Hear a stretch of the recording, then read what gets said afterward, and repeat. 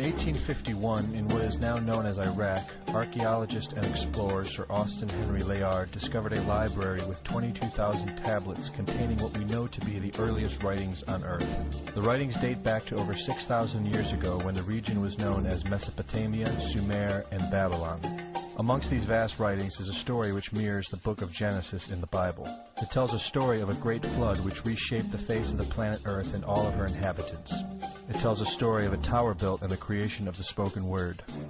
One of these scrolls includes a star map of what appears to be a sun and its planets. The writings include detailed descriptions and maps of our solar system matching what we know today and beyond. It includes a 10th planet in an orbit between Mars and Jupiter. It is written that the 10th planet Nibiru was thrust into our solar system and collided with the planet Tiamat.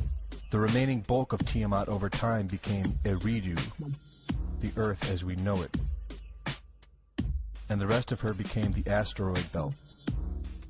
In retrograde to the other 9 planets, Nibiru took orbit around our Sun in a long ecliptic or apogee. Lasting 3,600 years, it passes between Mars and Jupiter. In recent years, based on the patterns of our known solar system, astronomers have been looking for a planet with this same orbit. In search of this planet, they discovered the planet Pluto. The search continues. According to the ancient texts, this detailed information was given to them by the Anunnaki, or those who from heaven to earth came. They described the Anunnaki as a reptilian race of gods which came to the earth in fiery ships from their home planet of Nibiru, the 10th planet. It is written that these Anunnaki came to the earth to mine gold and other elements to serve in protecting the atmosphere of their distant home planet. After a workers' revolt, the Anunnaki rulers began to genetically alter Cro-Magnon man to create a slave race, resulting in the human race. It was said that we were created by the gods in clay vessels. It is written that man was forbidden to depict the Anunnaki in their actual form. Just prior to the Great Flood, the bulk of the Anunnaki would return home, leaving numbers of them behind to watch over the earth. Anu was king. Assigned to Anu to heed his instructions. 300 in the heavens he stationed as a god. The ways of earth to define from the heaven. And on earth 600 he made reside. After he all their instructions had ordered, to the Anunnaki of heaven and of earth, he allotted their assignments. This story of reptilian gods from the heavens creating man is not at all uncommon. It in fact can be found in most every region of our planet. In Japan, emperors claim descent from dragon gods who came from the sky.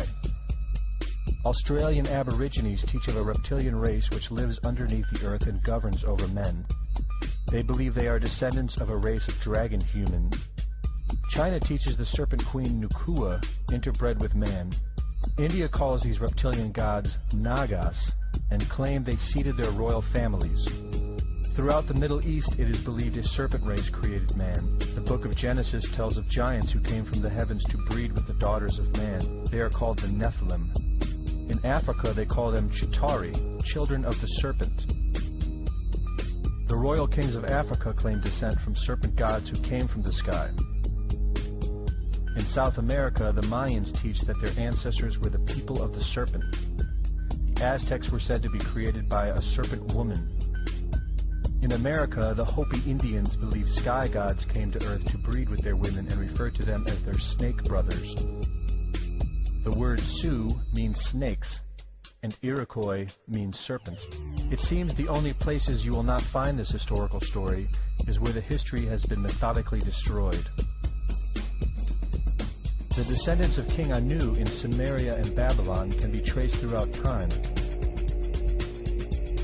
The pharaohs of Egypt were from the bloodlines of the Babylonian kings.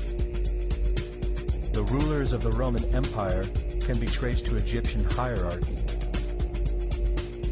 All throughout Europe, the royal families can be traced back to the great Roman emperors. 34 of the presidents of the United States are directly descended from European royalty, with the remaining 8 who are only closely related to these same bloodlines. In 1934, President Franklin Roosevelt placed the Great Seal, originally created in 1782 by the Freemasons, on the dollar bill. Represented in the Great Seal is a pyramid and the all-seeing eye, known to be used by the elusive society, the Illuminati. Strung together in conspiratorial confusion are secret societies such as the Illuminati, the Freemasons, and the Bohemian Club. In 1917, National Geographic did a story on a place in Montreal, California called Bohemian Grove. The story reports a place where the world's elite, members of the Bohemian Club, retreat to in late July and conduct an ancient occult ceremony called the Cremation of Care. Every year in July, the world's leaders, media moguls, and members of the World Bank spend 2 weeks of what is known as a men-only retreat at the Grove. In the year 2000, BBC television show World of Wonder infiltrated Bohemian Grove with hidden cameras and aired the video on the BBC. The video shows the large mass of men donning red and black robes and once again conducting the Cremation of Care ceremony. The altar is at the base of a 200-foot owl, the Babylonian symbol of the god Moloch, the god of human sacrifice. In the video, a body is delivered upriver to the altar where it is set on fire. Upon being aired, members of the Bohemian Club reported that the ceremony is a put-on, merely done for entertainment and fun. This history tells a story of our world leaders having a deep involvement in satanic tradition, worshipping our reptilian overlords, the serpent gods. It poses the possibility that we may be and have always been enslaved by our leaders, no different than sheep or cattle. There is an endless amount of information out there which supports this, but don't take my word for it.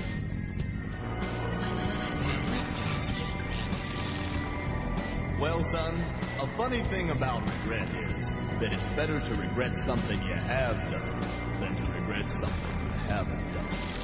By the way, if you see your mom this weekend, be sure and tell her, Satan! Satan! Satan!